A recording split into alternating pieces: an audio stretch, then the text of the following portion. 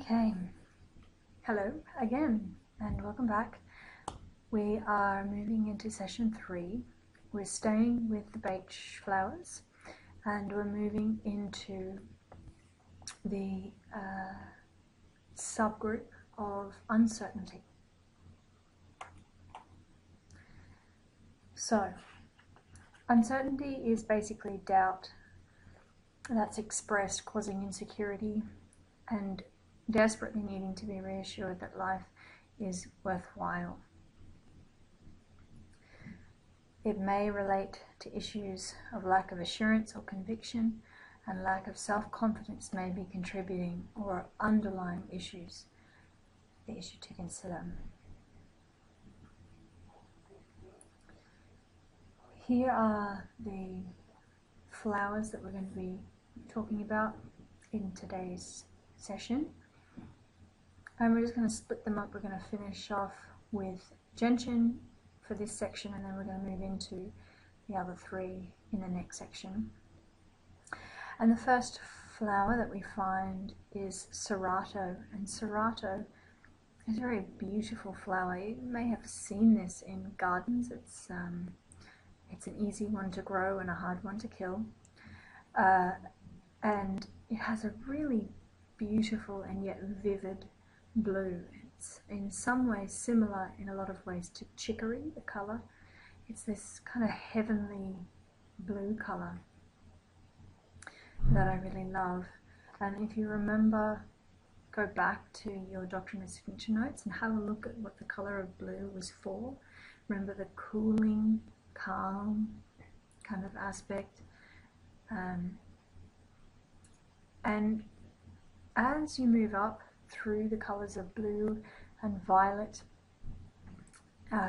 which this one could be considered a combination of, when you're thinking of the chakra system, you're kind of moving up into wisdom. So being able to clearly see your true path and who you are, and being able to kind of walk that with confidence. And that's Serato really in a nutshell. That's the lesson of Serato, and that is to have faith in your, not just your abilities, but it's more having faith in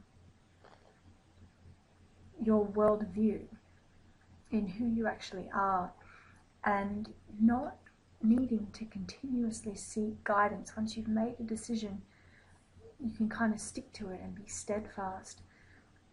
And so Seratos may come in to see you after seeing 10 other practitioners for the same thing, constantly seeking advice, constantly trying to get more and more information.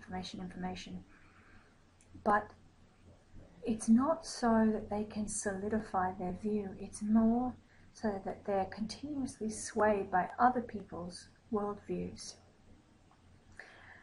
I liked this definition of Serato. It's like they're a proxy filling in for someone else's vision.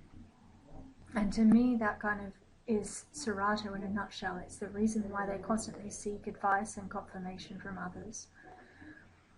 And it comes down to this fundamental lack of understanding who they are and believing that their view is as valid and as important as everybody else's, and that it's unique and that that's okay. And so this self-doubt is kind of underlying all of this, and it leads to the need to find continual external validation and continual external authority, as though I don't know what's best for my life, so I'm going to continuously rely on other people's opinions on what I should be doing with my life. And they look for those that like to deal out the shoulds. So the healing qualities of Serato, the lessons that Serato learn, or the positive connections that they create, is to recognize that, hang on, I do know what's best for my life. I can trust that even though I won't get it right all of the time, I can feel when something resonates with me and when it really doesn't. And I can trust in following that. When it feels right, I can trust that that is where I need to be, where I need to head. And that creates a life that is a reflection of who you are as a unique individual, which is more important than somebody else's vision for you. And that's really the lesson here, is to trust your own convictions.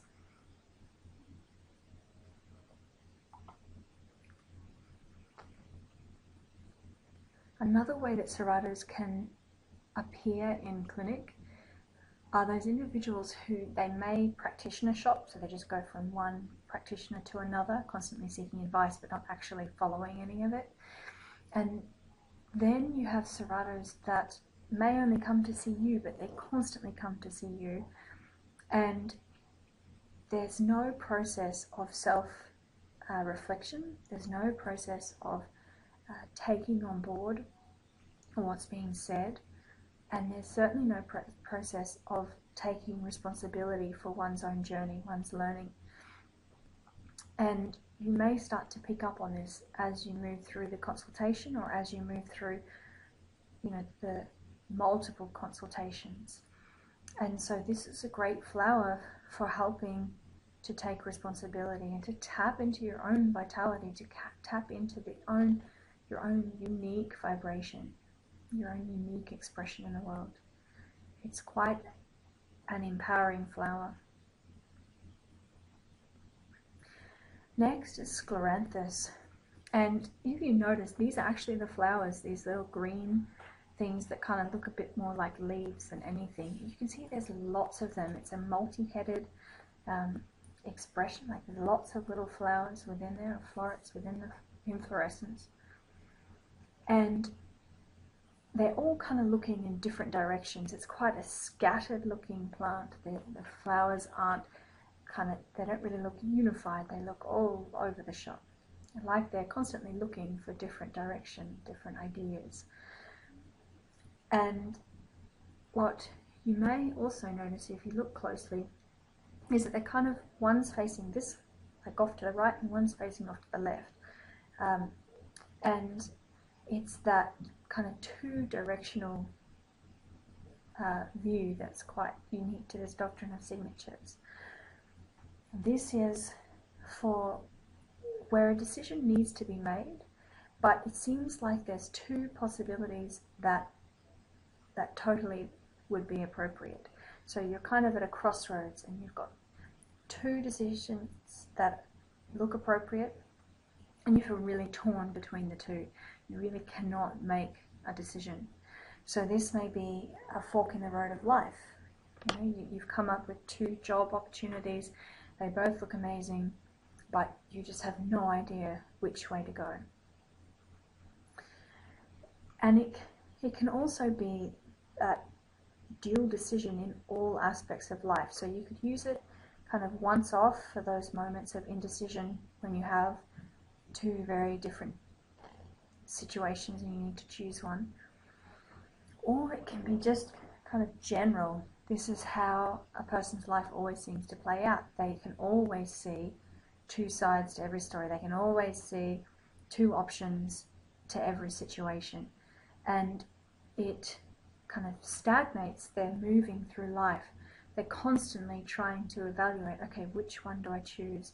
Rather than going for the one that feels right, rather than trusting your internal guidance, rather than being able to adequately balance out the pros and cons of each decision and being decisive.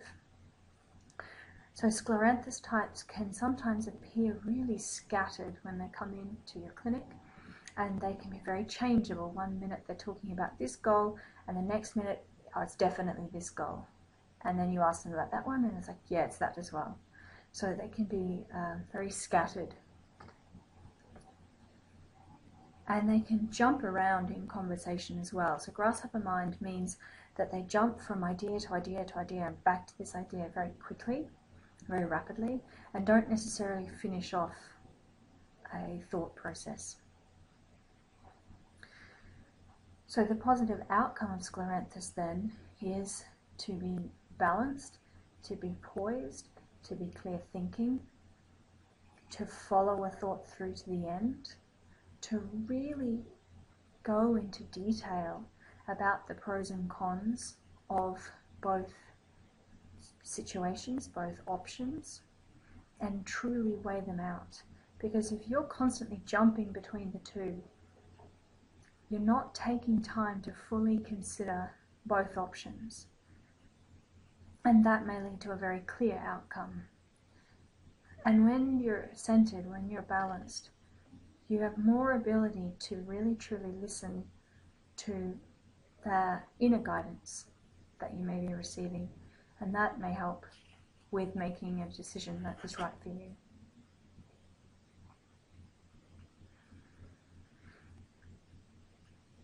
So a lot of the time wasting and a lot of the lost opportunities that can occur with scleranthus, and that may be a reason that they come to see you, is kind of this flower enables people to truly look at that, why that's occurring, why that's a focal point in their lives, or why they have come to that place over and over again, and how unhelpful that can be for them.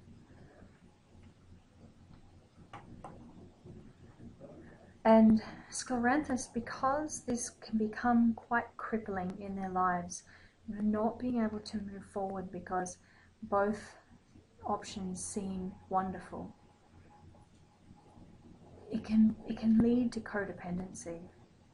And a way that I heard it put to me once was, it seemed like choice, having choice, was more important than making a decision. Because when you have choice, you have freedom to do anything that you want. And when you make a decision, you automatically lose a choice. So it's like with every choice that's made, there's loss inherently built into the system.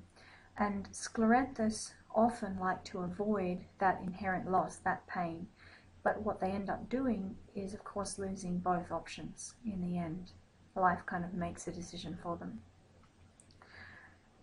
And the lesson, therefore, is, in that situation, that choice, that being decisive, opens up to more freedom than you could ever imagine. When you make a decision that's aligned with your wants, your needs, your life path, however you see it in a bigger picture thing, if you do, that opens up to kind of infinitely more freedom than you could have imagined. But it's making that leap that can be really scary at times for people. And scleranthus is helpful in those moments. And gentian, isn't this a gorgeous flower? It's kind of a purpley flower. It's quite closed when we look at the comparison of some of those other big open ones like Star of Bethlehem. You've got quite a contained flower.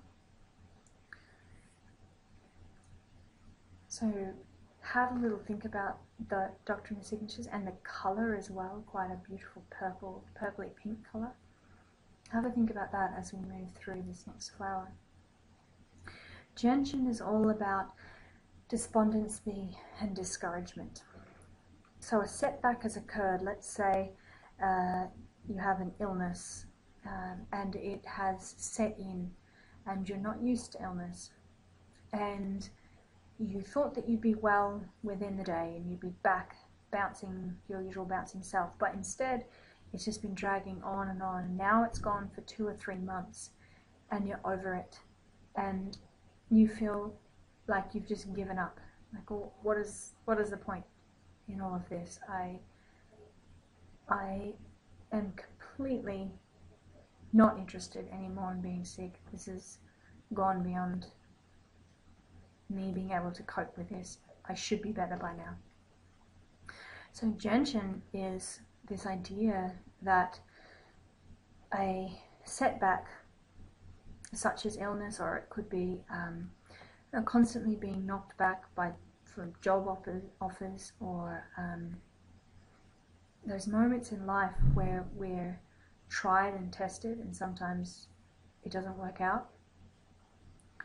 A gentian response is really to just kind of doubt, completely throw everything away, just doubt your abilities, move into what if this never gets better, what if it never improves, what if, and it kind of sinks people down into this despair, into this darkness where hope is sort of fading. The light is sort of no longer there. It's not complete hopelessness though, that's probably more gorse, which we'll talk about later. But gentian is kind of moving toward that. It's moving into depression. And there's lots of various states of depression, but gentian is starting to doubt that you have the ability, you have the gusto to take on this setback. So it's almost the fear of failure, and that seems to be right now being highlighted by life. Maybe I am a failure, maybe this isn't going to work out, what if. So gentian is the kind of the gutsy determination that's needed in those times when life just kind of kicks you down, because it does. Yeah, there are some times in life when you're at the top and sometimes in life when you're at the bottom, and it is just a continual wheel. And to acknowledge that with grace is a gentian state. And grace isn't a passive state. Grace is actually, there's a lot of gusto in grace. There's a lot of guts in grace. There's a lot of necessity to kind of maintain your poise no matter what it takes. And sometimes it takes a lot of fighting to maintain that poise. So gentian is basically resilience. Resilience to life's knocks, which are inevitable.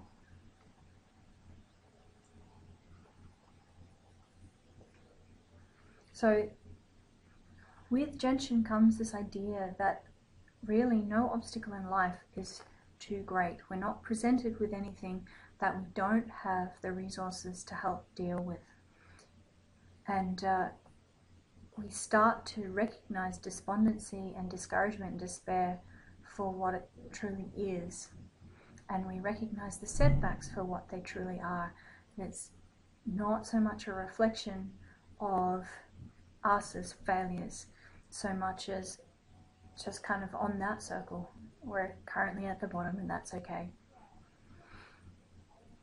And so this is the flower of kind of dusting yourself back off again once you've fallen face first in the dirt, and getting back up and trying again. It is all that's required to muster up the energy to do that. Yes, gentian. And it's quite an empowering flower, as all of these flowers so far have been